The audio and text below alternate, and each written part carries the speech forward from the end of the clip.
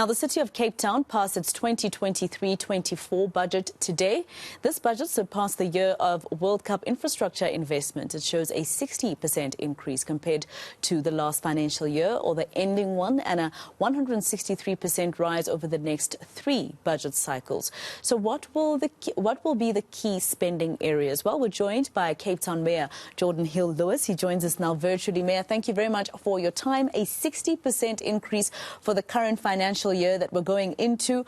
Obviously, very big plans. Do these also include what you've been trying to do with your fight against load shedding? They do also include that. Very nice to be with you, and thank you for the invitation. Yes, they do include our load shedding plans, but much more besides. Huge increases in infrastructure in water and sanitation in particular.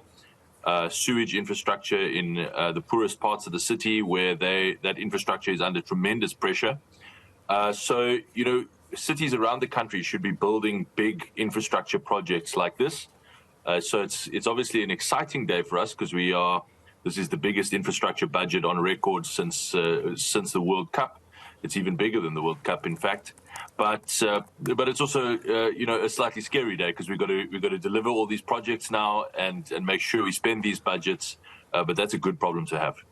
And you know, in terms of housing, perhaps in the city of Cape Town, anything around that? Yes, absolutely.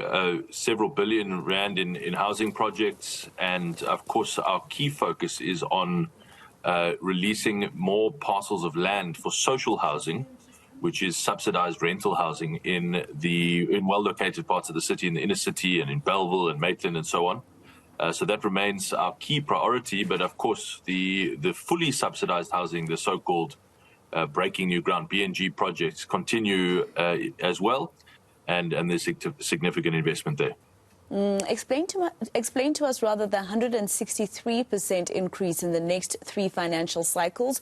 What does this mean? And also, how did you do it? How did you get this approved? I mean, you're saying it surpasses infrastructure for 2010. That's more than a decade ago. Yeah, well, that's our previous record. So that's why we're comparing it to that. But this breaks all records for infrastructure investment in the city. Just to give you an idea, since 2010, our previous record has been 6.5 billion in any one year. This year we'll do 7.5, and the budget we've just proposed is 10.9, nearly 11 billion rand in infrastructure in 1 year. From there it goes up again to 14 and then to 18 billion. So, you know, that's what I was saying. The first job of cities is to provide for basic infrastructure that improves services, particularly in poor communities, builds bigger roads, keeps the economy moving, gets people into work. And so much of what we see wrong in our cities around the country is because of a failure to invest in infrastructure. So we're going to make sure that doesn't happen here. And that is why we are funding this huge expansion of infrastructure investment.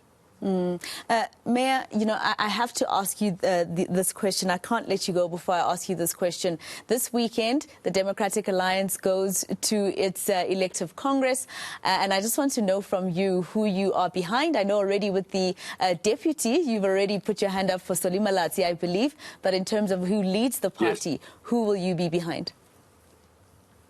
John Steenhuisen. I'm voting for John Steenhuisen. I've said that publicly for months. And he has my full confidence. All right. And why is it, you know, a lot of people we've been speaking to on the channel have been criticizing him about DA-led coalitions and how they've been performing, and how the DA in general performed during the last local government elections? Well, I think coalitions are an incredibly tough space.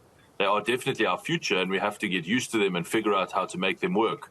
But they are indescribably complex and filled with big egos and filled with hidden agendas, and very, very tough to keep stable. Every morning I feel blessed to wake up as the mayor of Cape Town in a city with a very healthy majority without any need for a coalition. But I am a mayor that is in a rare position in South Africa these days with so many coalitions. So, I think the complexity of those coalitions is reflected in how unstable they've been. But I think the party as a whole is in a much, much better position than it was in this time, say, 2 or 3 years ago. It is infinitely more stable, more focused, more positive, with a deeper understanding of what it needs to achieve in next year's election.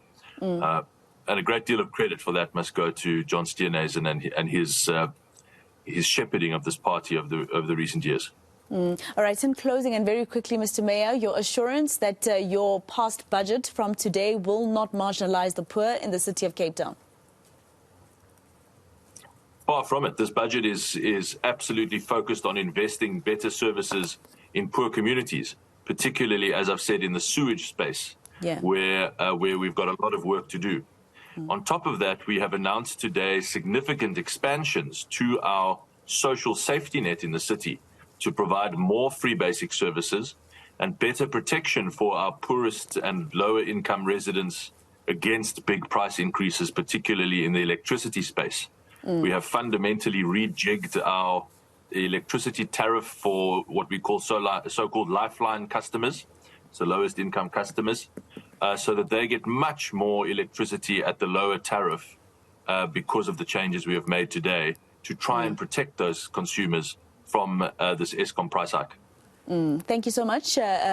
Cape Town Mayor Geordin Hill-Lewis speaking to us there about his new budget that has gone up by 60% when it comes to infrastructure since 2010.